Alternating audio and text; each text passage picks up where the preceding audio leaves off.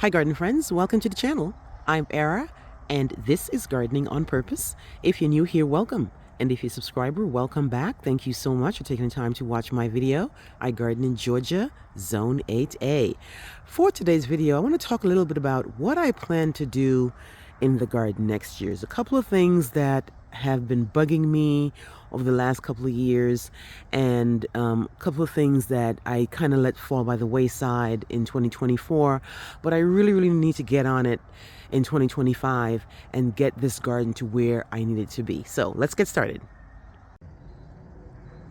Okay, so when I first started out gardening, I actually started out doing edible stuff. Like I did the edible garden. I had vegetables, I had fruits, I had vines, all kinds of stuff. And the first 2 years they did really well. I garden in these grow bags. These I had gotten on Amazon. I think I got 18 for 30 something dollars, and they are pretty tough. I mean, they've been here for a couple of years and they're not ripped or anything. And they have really held up. So the issue is not the bag. And I've gotten watermelons out of here. I've got cucumbers. I've got corn. I've got strawberries, all kinds of stuff, blueberries, and squash, and all kinds of stuff that I've grown in these grow bags, and it is quite fine. But then this year, 2024, for some reason, the garden just didn't do well. And I kind of let it fall by the wayside. I don't know why. I was so invested in the rest of the garden that I was just so tired of these grow bags that were drying out really fast. And on top of that, the sun, the heat, I mean, I just couldn't keep up with the watering. And then on top of that, those pesky squirrels and all kinds of animals that were coming through and digging out my stuff. So I'd come out here and I'd see a cucumber, and then next day I come out, the cucumber is eaten up, because especially those chipmunks are the worst. They just come up in here and destroy my stuff. So I got a little bit discouraged in 2024, and I was just like, y'all can have it. Just have it. I'll deal with you next year. And I just let it be. So if you go back into my last, 6 months to 8 months of, 6 months of the year, you didn't really see me mention this too much. You probably saw me planting up the stuff and when they started growing, but then they wreaked havoc on my yard. So next year, I'm really going to have to get back to my roots and get back to the edible garden. I had so much success in my first 2 years gardening here, and I just let it go by the wayside. And you can actually see some of the remnants of some of the things that tried to grow. Like you'll see okra right here. This is an okra stalk right here. There's a little okra right there. And then here's the blueberry right there. And then it's a bunch of peppers and corn. That's the corn right here. So things were doing really well, and squash and watermelon, all that stuff, but it just became a thing, and I didn't mention it too much. I just focused on the rest of the garden. But next year, I'm definitely going to get back on my regimen, get back this garden to where we need to be, so I can come outside and pick vegetables, pick fruits, and really enjoy the fruits of my labor. So that's the first one. Next up is my screened-in porch. This guy needs to be painted, and I know I've mentioned it a bunch of times, and it should have been painted a long time ago. Once it actually got done, it should have been painted, and as you can see, the caulking is beginning to kind of, separate, so we're going to have to re-caulk this and have this painted.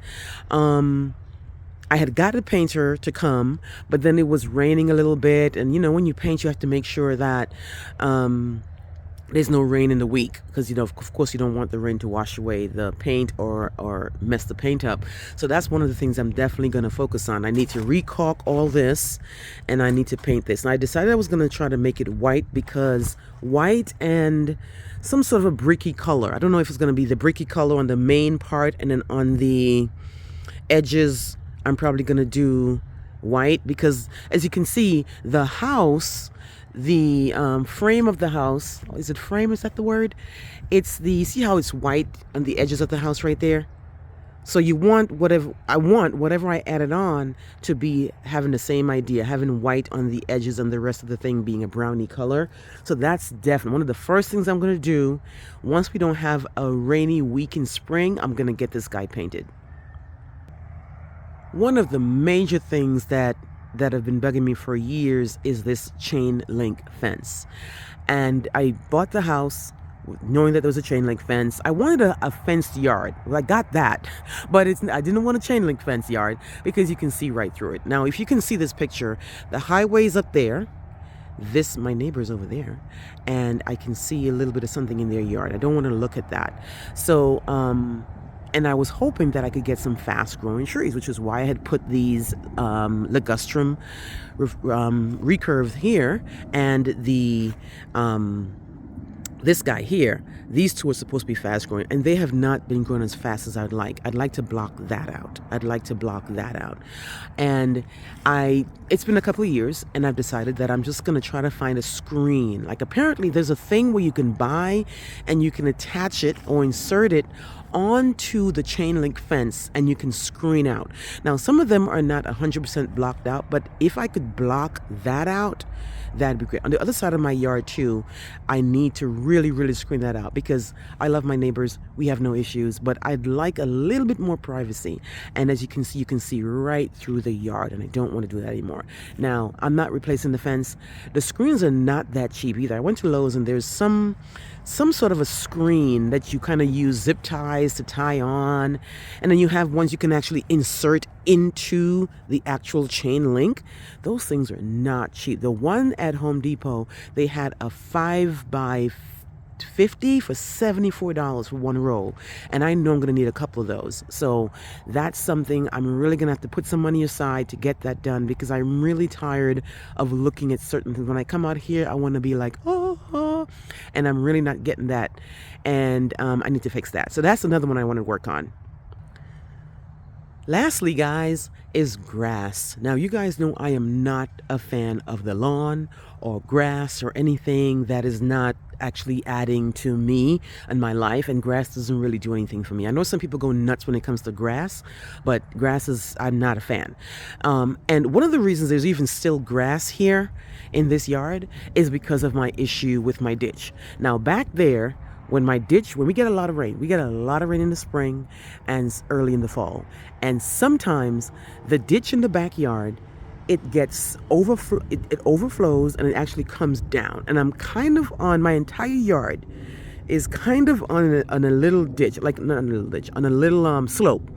So when we get those massive thunderstorms that Georgia gets, it comes down here, and the water comes down. Sometimes it kind of washes away my mulch. No matter what type of mulch I have, it will wash away because I'm on a slope. And then it'll go that way. But that only happens maybe 3 or 4 times a year. And then I clean the mulch up off the grass, and I keep it moving. It's not a big deal.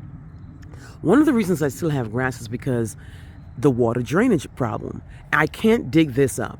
Would I love to dig this up? Yes. I can't dig all that up. So this is why I actually designed the yard that way, to not fight the water, because you can't fight water and wind.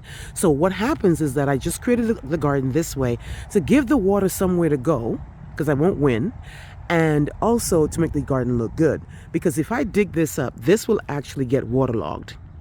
All this, when we get those massive rains, plants won't be able to survive here because they will get waterlogged right here. So I let the water come down this way, and it will sometimes go that way and go to the side yard, and then sometimes it'll go this way and go to the other side of the yard. Now, the other side of my yard is where I have all my electrical stuff. So I don't garden on that side at all because I'm scared I'm going to knock something or hit a wire.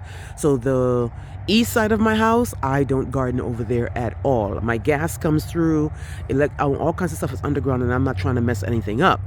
But that's the plan, is to actually maybe add some new grass. Go and buy some grass seeds and add some grass, so that the reason why I haven't been doing it is because I don't like the grass, and I was like, why am I going to buy a bag of grass for $70 and I don't like grass? But I have to stop fighting it because I can't win, and I'm just going to reseed it. I think that's the word. So that's something I need to do early in the spring. I'm in Georgia. We get hot, so I need to be in a warm season. I need to find a warm season grass.